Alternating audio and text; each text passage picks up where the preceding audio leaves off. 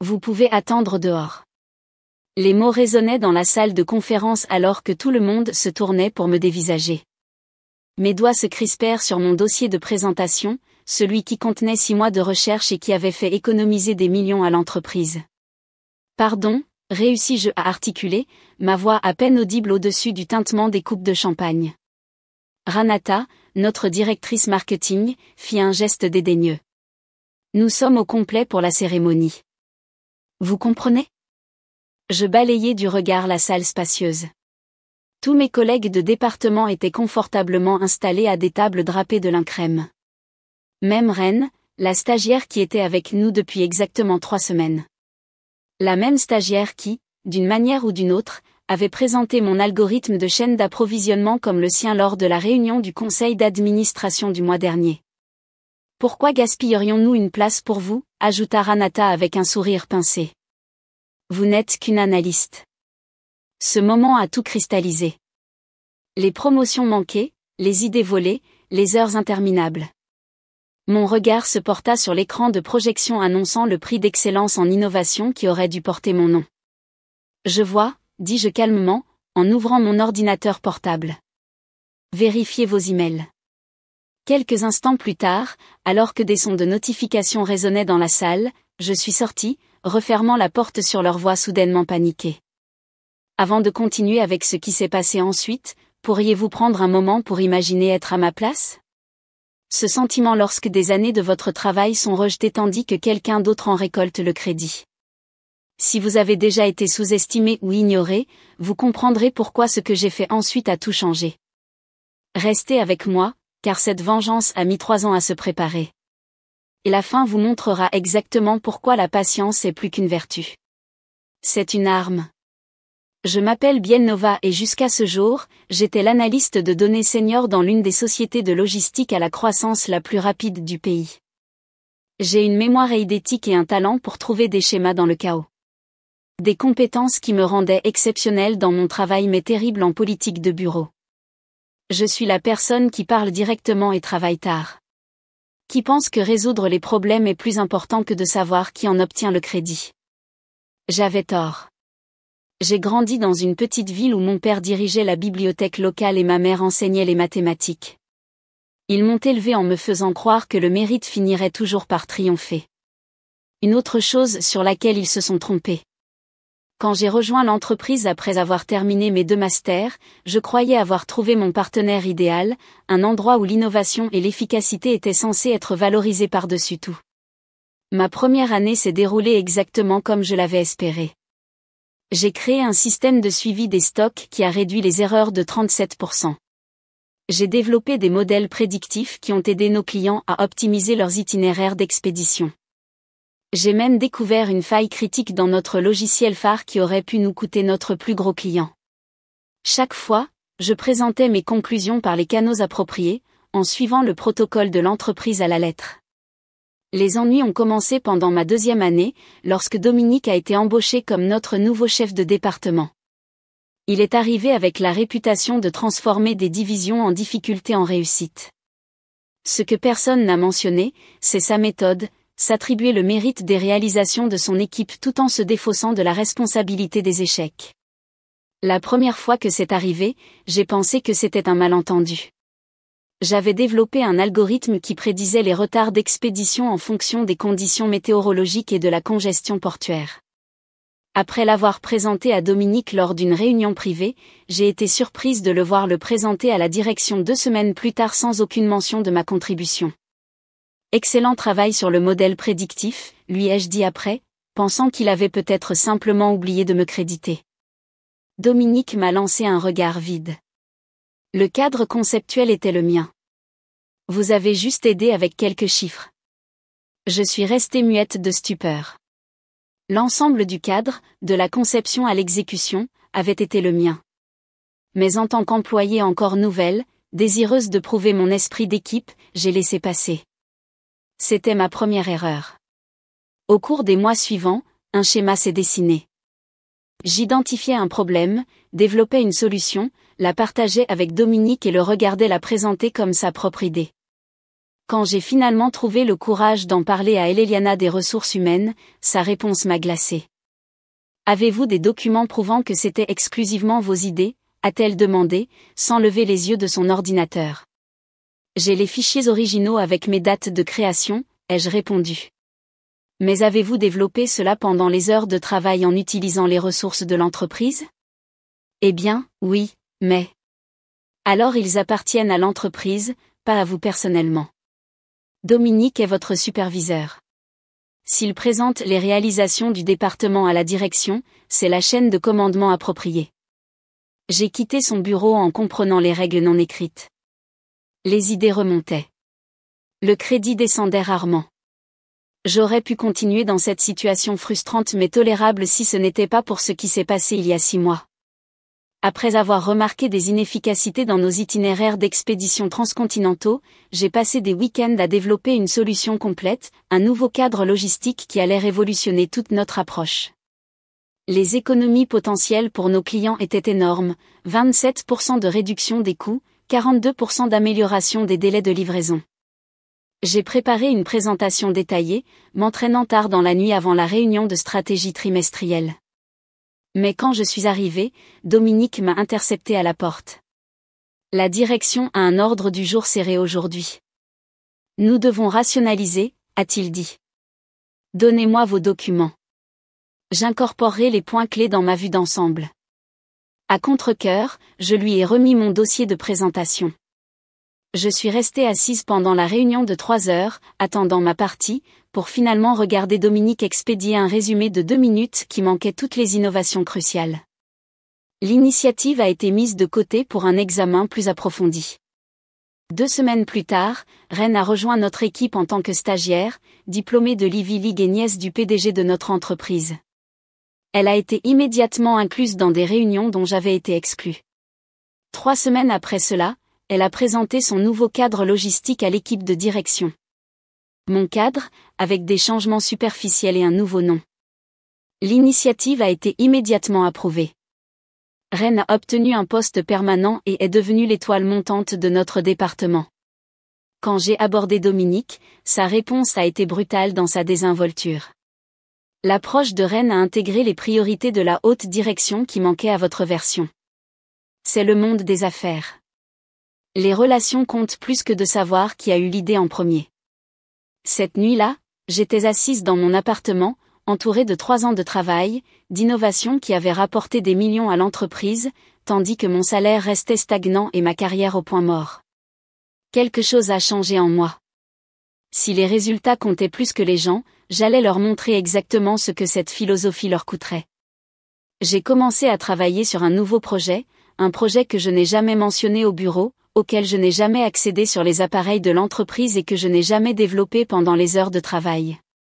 J'ai amélioré mon cadre logistique original, en identifiant les faiblesses et en incorporant des solutions qui rendraient la version qu'ils avaient volée primitive en comparaison. Mais ce n'était que le début. J'ai commencé à cataloguer chaque cas où mon travail avait été approprié, créant un dossier détaillé avec des horodatages, des fichiers originaux et des témoignages de collègues qui avaient vu le schéma mais étaient restés silencieux. J'ai organisé des cafés avec d'anciens employés qui étaient partis dans des circonstances similaires, recueillant des perspectives et établissant des liens. J'ai découvert que je n'étais pas seule. Tanson, du développement de produits, était parti après que son innovation digne d'un brevet ait été revendiquée par son manager. Léo, des relations clients, a démissionné lorsque sa stratégie pour conserver notre plus grand compte a été présentée par le vice-président sans attribution. Chaque conversation a révélé une culture d'entreprise qui exploitait systématiquement ses employés les plus innovants tout en récompensant ceux qui excellaient en politique interne. Plus important encore, ces conversations m'ont permis de construire un réseau de professionnels talentueux et sous-évalués qui reconnaissaient les mêmes schémas toxiques. Des gens qui, comme moi, avaient continué à créer et à innover malgré le manque de reconnaissance, car c'est ce que nous étions fondamentalement. 3 mois avant la cérémonie de remise des prix, j'ai approché Gail Iverson, une investisseuse en capital risque connue pour financer des startups qui bousculaient les industries établies. J'ai présenté mon cadre logistique amélioré ainsi qu'un plan d'affaires complet. Cela pourrait transformer tout le secteur, a-t-elle dit après avoir examiné mes documents. Mais pourquoi quitter un poste sûr pour partir de zéro? La concurrence dans ce domaine est brutale. Parce que je ne pars pas de zéro, ai-je répondu, en révélant ma deuxième présentation, les profils de cette vétéran de l'industrie, dont Tanson et Léo, qui s'étaient engagés à rejoindre mon entreprise si elle obtenait un financement. L'expression de Gaël a changé. Voilà qui est intéressant. Et votre ancien employeur continuera probablement à s'attribuer le mérite d'innovation qu'il n'a pas créé jusqu'à ce qu'il se rende compte que ces innovations ont cessé d'arriver. 2 semaines plus tard, j'avais un engagement de financement. 1 mois après cela, j'avais des locaux de bureau loués sous le nom d'une société holding et des accords juridiques avec les futurs membres de mon équipe. J'ai obtenu des brevets préliminaires pour mon cadre amélioré et j'ai contacté des clients qui avaient exprimé leur frustration face à la flexibilité de mes employeurs actuels. Grâce à un réseautage minutieux, j'ai identifié 5 clients majeurs qui envisageaient de changer de fournisseur. J'ai organisé des réunions discrètes, présenté ma solution et obtenu des accords de principe conditionnels au lancement de mon entreprise. Tout était en place. J'avais juste besoin du bon moment pour passer à l'action. La cérémonie trimestrielle de remise des prix offrait l'occasion parfaite. Après avoir appris que Rennes recevrait le prix d'excellence en innovation pour son cadre logistique, j'ai préparé mon acte final. J'ai rédigé des lettres de démission pour moi-même et mes 7 collègues, finalisé les accords de transfert de clients et préparé un communiqué de presse annonçant notre nouvelle entreprise. Ce matin-là, je me suis habillée avec un soin particulier, choisissant une robe bleu foncé qui projetait la confiance sans ostentation.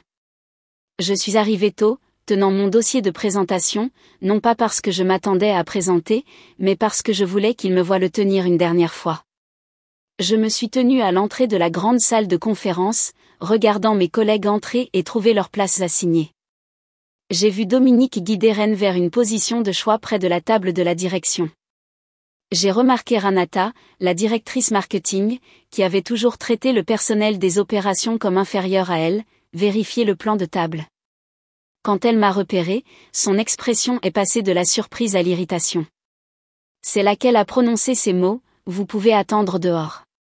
Alors que je restais là, absorbant la cruauté désinvolte de son renvoi et le visage narquois de Rennes, 3 ans d'affronts accumulés se sont cristallisés avec une clarté parfaite. Je savais exactement ce que je devais faire. Au moment où j'ai envoyé cet email contenant nos lettres de démission, les notifications de transfert de clients, les demandes de brevets et le communiqué de presse prévu pour le lendemain matin, j'ai senti un poids se soulever de mes épaules alors que des sons de notification retentissaient dans toute la pièce. Je suis parti sans regarder en arrière. J'avais à peine atteint le parking lorsque mon téléphone a commencé à sonner. Le nom du PDG s'est affiché sur mon écran. J'ai refusé l'appel. Puis sont venus des SMS de Dominique, puis d'Eliana DRH. Je les ai tous ignorés. Si vous êtes toujours avec moi, merci de votre patience. Le parcours que j'ai partagé jusqu'à présent est un parcours que beaucoup d'entre vous pourraient reconnaître, la frustration de voir vos contributions ignorées, vos idées volées, votre potentiel rejeté. Si cela résonne en vous, veuillez prendre un moment pour aimer cette vidéo et vous abonner pour entendre les histoires d'autres personnes qui ont trouvé leur pouvoir de manière inattendue. Car ce qui s'est passé ensuite n'était pas seulement une question de vengeance. C'était une question de reprendre ce qui m'appartenait de droit tout en créant quelque chose d'encore meilleur. Alors que je marchais vers ma voiture, je sentais mon téléphone vibrer continuellement dans ma poche. Je l'ai finalement sorti pour voir cet appel manqué du PDG, 3 de Dominique et une rafale de messages textes de plus en plus désespérés. Le plus révélateur venait de Ranata, « Quoi qu'il vous offre, nous doublerons. Revenez à l'intérieur maintenant. » C'est là que j'ai su qu'ils avaient enfin lu ce que j'avais envoyé, une documentation complète sur la manière dont mon algorithme volé avait été fondamental pour le succès récent de l'entreprise, ainsi que la preuve que leur version, celle pour laquelle ils avaient crédité Rennes, n'était qu'une ombre de mon innovation complète. J'étais en train de déverrouiller ma voiture quand j'ai entendu des pas rapides derrière moi. Je me suis retourné pour trouver Vincent, notre vice-président, respirant lourdement après m'avoir poursuivi sur 3 étages. Biel, attendez, Altateil, son apparence habituellement impeccable maintenant débraillée. Vous ne pouvez pas partir comme ça. L'entreprise a besoin de vous. Je l'ai regardé tranquillement. Intéressant. Il y a 1 heure, je ne valais même pas une place à la cérémonie. C'était un malentendu, a-t-il dit en redressant sa cravate. Une erreur administrative. Était-ce aussi une erreur administrative lorsque mon nom a été retiré des rapports trimestriels? Ou lorsque Ren a présenté mon travail comme le sien? Ou lorsque j'ai été écarté pour une promotion 3 fois tout en regardant les autres avancer en utilisant mes innovations? L'expression de Vincent s'est crispée. Les affaires sont compliquées. Les contributions individuelles sont souvent absorbées par des initiatives plus larges. Oui, j'ai remarqué quelles contributions sont absorbées et lesquelles sont célébrées, ai-je répondu. Mais ce n'est plus mon problème. Les clients que vous avez contactés sont liés par des accords d'exclusivité. Ils ne peuvent pas simplement passer à votre start-up.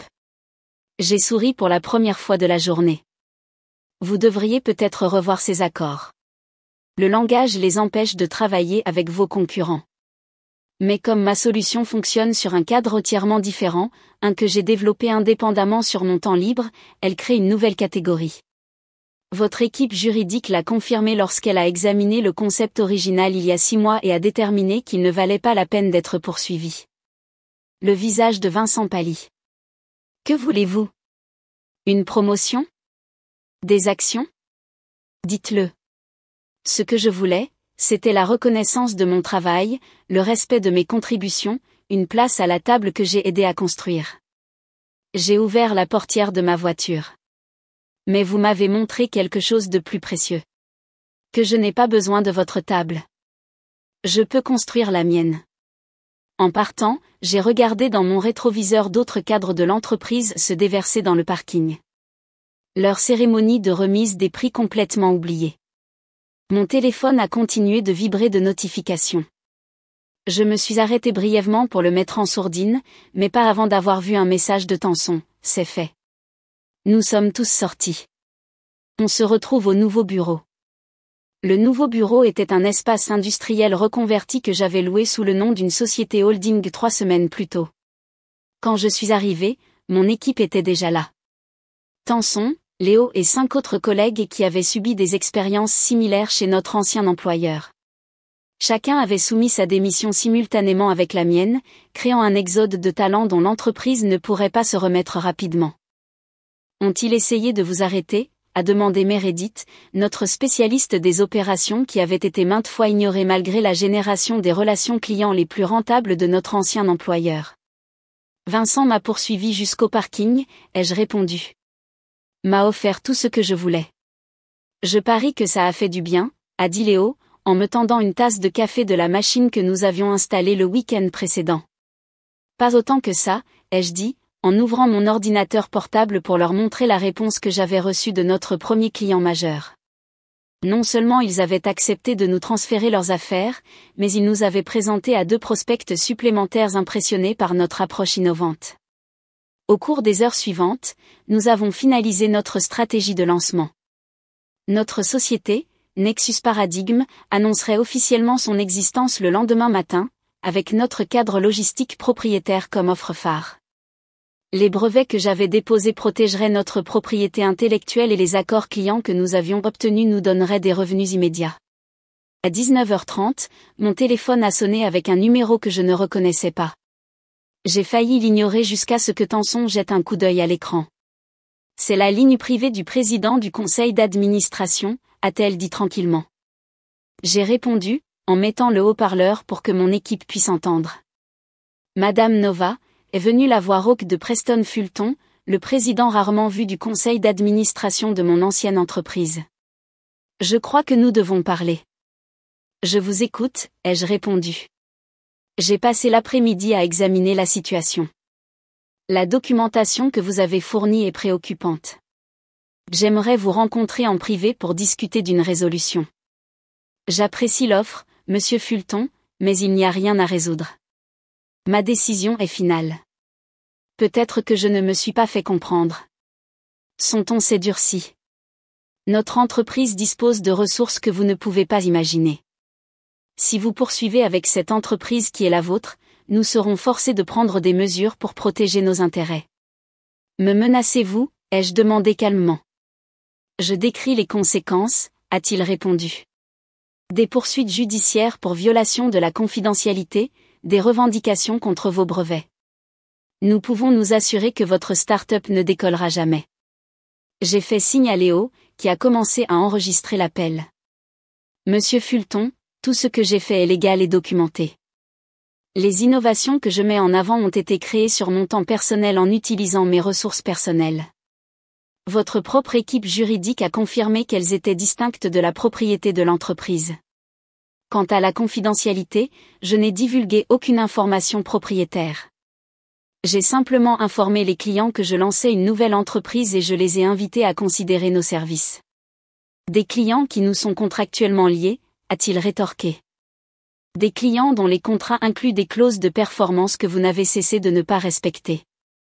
Je n'ai pas eu besoin de les persuader de partir. Je leur ai simplement offert une meilleure option alors qu'ils cherchaient déjà ailleurs. La ligne est restée silencieuse un moment. Que faudrait-il pour vous faire revenir, a-t-il finalement demandé, sa voix nettement plus douce. Dites vos conditions. J'ai regardé mon équipe. Des professionnels talentueux qui avaient été sous-évalués, ignorés et exploités. Des gens qui m'avaient fait assez confiance pour faire ce saut ensemble. Il n'y a pas de conditions, monsieur Fulton. Ce n'est pas une tactique de négociation. C'est un nouveau départ. Après avoir mis fin à l'appel, nous avons passé des heures à nous préparer à la réponse médiatique que nous attendions suite à notre annonce. À minuit, épuisés mais exaltés, nous nous sommes réunis autour de la table de conférence que nous avions assemblée nous-mêmes le week-end précédent. À Nexus Paradigm, a dit Tanson, levant une tasse en carton de café de distributeur. Et à Biel, qui nous a montré à tous ce qui est possible quand on refuse de rester là où on n'est pas valorisé. Ce n'est pas seulement grâce à moi, ai-je insisté. Chaque personne dans cette pièce a rendu cela possible. Nous construisons quelque chose ensemble qu'aucun de nous ne pourrait créer seul.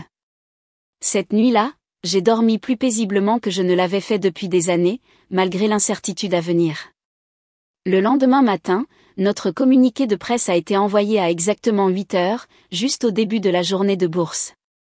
À 8h15, les sites d'information financière rapportaient l'émergence soudaine d'un nouvel acteur perturbateur dans le secteur de la logistique. À 9h, ils rapportaient la chute subséquente du cours de l'action de mon ancien employeur. À 9h30, nous nous sommes réunis autour d'un écran pour regarder notre ancien PDG donner une conférence de presse d'urgence. Sa confiance habituelle avait disparu alors qu'il tentait de rassurer les investisseurs que le départ de quelques employés n'aurait pas d'impact sur les opérations. Le marché n'était pas d'accord. L'action a chuté de 7% supplémentaire pendant son discours de 17 minutes. Quand il a annoncé que Dominique se retirerait pour poursuivre d'autres opportunités, je n'ai ressenti aucune satisfaction, seulement la confirmation que l'entreprise continuerait son schéma de boucs émissaires individuels plutôt que de s'attaquer à sa culture toxique. À midi, nos téléphones sonnaient constamment d'appels de clients potentiels, d'investisseurs et même d'anciens collègues intéressés à nous rejoindre. L'industrie avait pris note et notre calendrier s'est rapidement rempli de réunions. Ce que mon ancien employeur n'avait pas réussi à comprendre, c'est que la véritable innovation ne vient pas des titres ou des hiérarchies. Elle vient de la valorisation des personnes qui génèrent des idées. Une semaine après notre lancement, alors que nous nous préparions pour une réunion avec notre plus grand nouveau client, j'ai reçu un email de Rennes. L'objet était, simplement, je ne savais pas, le message était bref. On m'a dit que le cadre était collaboratif, avec vos contributions mineures déjà compensées. Je n'ai jamais eu l'intention de m'attribuer le mérite de votre travail. Pour ce que ça vaut, je suis désolé. J'ai commencé à taper une réponse, puis je me suis arrêté. Ces excuses étaient peut-être sincères, mais elles ne changeaient rien. Elles avaient été un symptôme du problème, pas sa cause. Au lieu de répondre, j'ai fermé l'email et je me suis concentré sur la préparation de notre réunion client. 3 mois après notre lancement, Nexus Paradigm avait obtenu des contrats avec 27 clients, dont 3 des plus grandes compagnies de transport du pays. Notre approche révolutionnaire de l'optimisation logistique avait réduit les coûts de nos clients de 31% en moyenne, dépassant même mes projections initiales. Nous étions passés de 8 employés à 23, sélectionnant soigneusement des personnes qui apportaient à la fois compétence et intégrité à leur rôle. La véritable justification est venue 6 mois après la cérémonie de remise des prix qui avait tout changé. Mon ancienne entreprise a annoncé une restructuration stratégique que les analystes de l'industrie ont reconnue comme une tentative désespérée de rester compétitive. Leur action avait chuté de 43% depuis notre lancement et des rumeurs d'un rachat potentiel circulaient sur les sites d'information financière. J'examinais nos résultats trimestriels lorsque mon assistante a mentionné que Vincent, l'ancien vice-président, était dans notre réception demandant à me voir. Avait-il un rendez-vous, ai-je demandé. Non, a-t-elle répondu. Mais il a dit que c'était important. J'ai envisagé de le renvoyer, mais j'ai décidé de ne pas le faire. Quoi qu'il veuille, j'étais assez curieuse pour l'entendre. Quand Vincent est entré dans mon bureau, le changement en lui était frappant. Le cadre confiant avait été remplacé par quelqu'un qui semblait ne pas avoir dormi correctement depuis des semaines. « Merci de me recevoir », a-t-il dit, restant debout jusqu'à ce que je lui désigne une chaise. « Que puis-je faire pour vous, Vincent ?» Il a posé un dossier sur mon bureau. C'est une offre d'acquisition formelle. Le conseil d'administration veut acheter Nexus Paradigm et intégrer vos technologies dans notre cadre existant. J'ai ouvert le dossier, jeté un coup d'œil aux chiffres sur la première page et les refermé. C'est une offre substantielle, ai-je reconnu. Elle reflète la valeur de ce que vous avez construit, a-t-il répondu. Et le coût de la concurrence contre vous. Pourquoi êtes-vous celui qui livre cela? Où est l'équipe d'investissement? Vincent s'est agité mal à l'aise. Le conseil a pensé que vous pourriez être plus réceptive si l'approche venait de quelqu'un que vous connaissiez. Même si cette personne m'a dit que je ne valais pas une place à la table.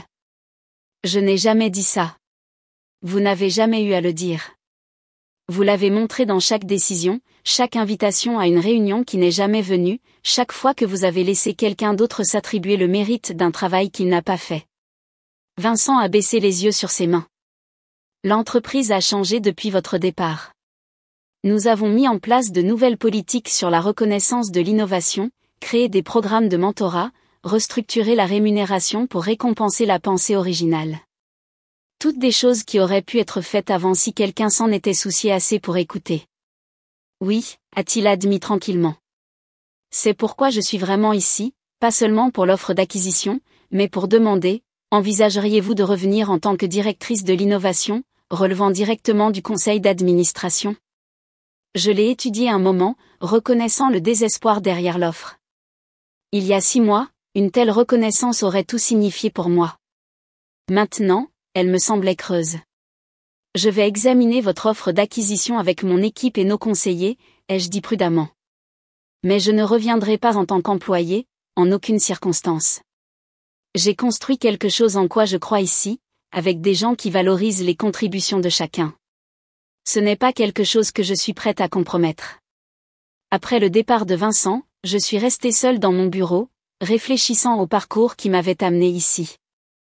La douleur d'être ignorée s'était transformée en le pouvoir de créer quelque chose d'authentique. Les collègues qui m'avaient autrefois rejeté m'approchaient maintenant comme des égaux ou cherchaient mon approbation. Mais la vraie victoire n'était pas dans leur reconnaissance. C'était de découvrir que la table à laquelle je m'étais si âprement battue pour m'asseoir n'en valait pas la peine.